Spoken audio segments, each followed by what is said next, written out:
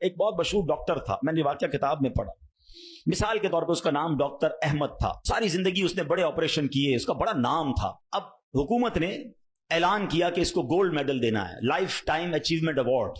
پوری زندگی اتنا کام کیا اس ڈاکٹر کو ملک کے دارالحکومت میں بلایا جائے گا اور ایک بڑی تقریب ہوگی اور اس کو گولڈ میڈل دیا جائے گا. ڈاکٹر بڑا خوش کہ اتنا بڑا ایوارڈ ملنے والا ہے. ڈاکٹر صاحب نے فلائٹ بک کی، جہاز میں بیٹھے. جیسے ہی جہاز اڑا تو کچھ دیر کے بعد جہاز موسم خراب ہو گیا اور جہاز میں کوئی پرابلم ہو گئی. تو جہاز کو راستے میں کسی چھوٹے سے ایئرپورٹ پر اتار لیا گیا.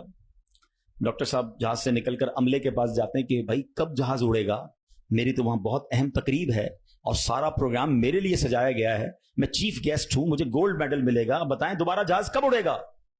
سر چھوٹا سا ایئرپورٹ ہے، جہاز کا پرابلم بڑا ہے، اتنا جلدی ٹھیک نہیں ہوگا. آپ کو اگر پہنچنا ضروری ہے تو آپ کو ایک گاڑی لیں کرائے پر اور بائی کار چلے جائیں، آپ پہنچ جائیں گے اپنی تقریب سے پہلے. ڈاکٹر نے کہا یہ بھی آئیڈیا ٹھیک ہے، جہاز کے انتظار میں کہیں میرا پروگرام ہی مس نہ ہو جائے. ڈاکٹر صاحب نے گاڑی بک کی، رینٹ کار لی. جیسی راستے میں گئے تو زبردست بارش، آندھی طوفان.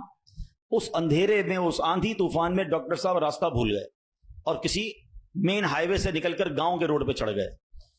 بہت دیر تک راستے میں، اب بھوک بھی لگ رہی، کھانا بھی نہیں کھایا، اندھیرا گپ، بارش ہو رہی ہے. اچانک ایک چھوٹا سا گاؤں میں گھر نظر آیا جس میں ایک بلب جل رہا تھا. ڈاکٹر صاحب نے کہا اب تو حالت ایسی ہو گئی، دروازہ کھٹکھٹایا. ایک بوڑھی عورت نے دروازہ کھولا. کب ماں جی کچھ کھانے پینے کو ملے گا، بہت بارش ہو رہی. کہا بیٹا اندر آ جاؤ. وہ اندر چلا گیا. ماں جی نے بڑی محبت سے اسے پانی بھی دیا، کچھ کھانے کو بھی دیا. تھوڑی سانس میں آئی تو ڈاکٹر نے دیکھا کہ برابر پہ بستر پر ایک نوجوان لیٹا ہوا تھا. کہا ماں جی یہ کون ہے؟ کہا بیٹا میرا بیٹا ہے. کیا ہو گیا اسے؟ کہا اس کو بہت بڑی بیماری ہے. ماں جی علاج کیوں نہیں کرواتی؟ ماں جی کہتی میں نے گاؤں کے ڈاکٹر کو دکھایا ہے، ڈاکٹر کہتے ہیں ہمارے وطن میں ایک ہی ڈاکٹر ہے جس کا نام ڈاکٹر احمد ہے، وہی اس کا علاج کر سکتا ہے.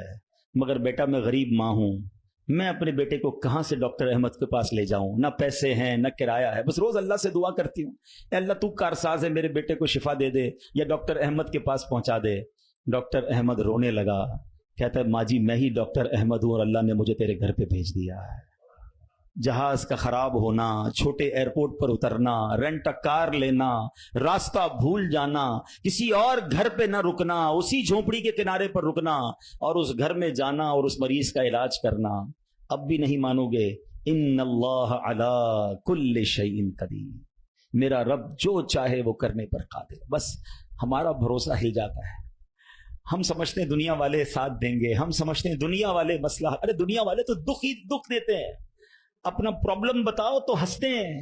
ہم سے کہتے فکر نہ کرو، دوسروں کو بتاتے ہیں دیکھو اس کا یہ مسئلہ ہے، یہ فلاں کام کے لیے آیا تھا، اتنی بڑی بڑی باتیں کرتا ہے، اس کا یہ مسئلہ ہے. ہمارے مسئلے کو انجوائے کرتی ہے دنیا. کون ساتھ دیتا ہے آج؟ مگر جو ہمارے عیبوں پر پردہ ڈالنے والا، جو ہمیں بچپن سے لے کر آج تک نوازنے والا، جو ہمارے گناہ ہونے کے باوجود ہمیں عطا کرنے والا ہے، وہ ہمارا رب کریم ہے. ارے جو ہماری ماں سے زیادہ ہمیں چاہنے والا ہے، ہم اسے کیوں نہیں پکارتے؟ اس کی طرف توجہ کیوں نہیں کرتے؟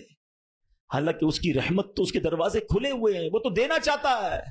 مگر کاش جو توجہ ریکوائرڈ ہے، جو دل سے دعا مانگنا ہے، وہ اللہ مجھے اور آپ کو نصیب فرما دے.